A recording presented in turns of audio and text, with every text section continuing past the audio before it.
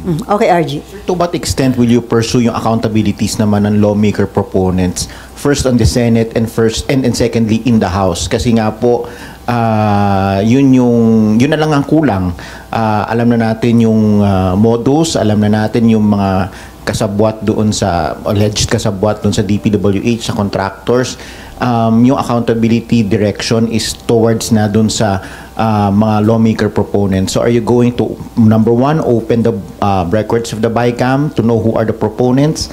And number two, will you be recommending cases against fellow lawmakers, whether senators or congressmen?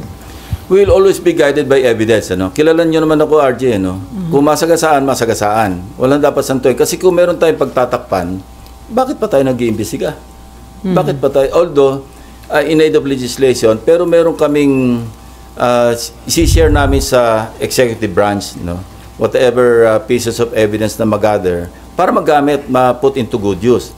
And again, yung pupurso namin yung sa WJ, yung lumabas sa pagdinig na allegation ni Bryce Hernandez na di umano, yung WJ magdadala o magdi-deliver ng obligasyon. Pag sinabing obligasyon, ito na nga yung lagay, di ba? So pupurso namin yon, and as we speak, meron kaming video footage ng CCTV footage na dumalaw dito talaga yung WJ. Ang pangalan niya Mina, ipapatawag namin yon.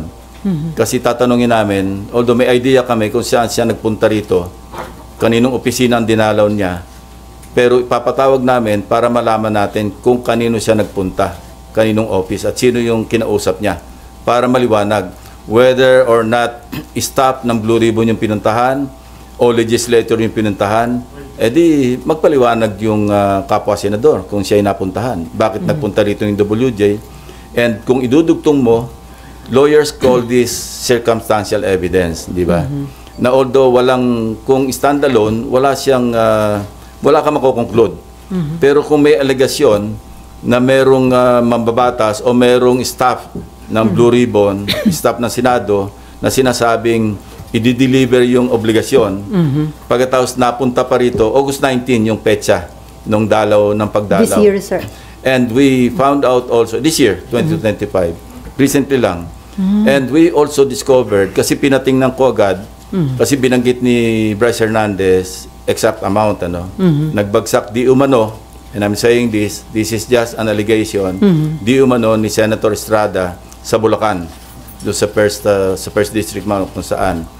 So pinacheck ko agad sa General Appropriations Act, kung meron bang insertion na nagkakahalaga ng 355 million pesos na intended para sa Bulacan. And we found one.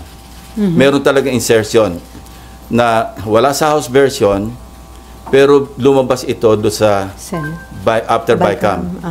So maliwanag na either sa Senate version or sa BICAM yun na insert. Now, we would like to find out, kasi alam nyo naman yung kalakaran sa budget deliberation dito. Hindi mo pwedeng matukoy. Ito nga yung lagi kong pinaglalaban na identify natin kung sino yung proponents ng mga amendments. Kasi kung walang record yon, paano matutukoy kung sino yung legislator, congressman man o senador na nag-insert o nag-amend? Walang record eh. Ang record lang dito is a piece of paper, whether toilet paper or yellow pad or yung stationery, minsan doon lang sinusulat. Ang may hawak nito, yung chairperson ng Finance Committee or yung Appropriations Committee chairman. Now, kung merong confirm na merong 355 million pesos na talagang allocate para sa Bulacan. And we went further, meron ng 5 projects identified na award na, out of the 355 million. Now, my team or my teams are checking kung ano yung status ng mga at least 5 projects na yon na hindi pa namin alam yung amount. Madali makita yon kasi nasa website naman ng DPWH. At titingnan namin sa ground ano yung status kasi baka pareho noong sa SIMS at saka sa IM na iisang litrato lang yung ginamit na hindi gumagalaw yung 2 tao.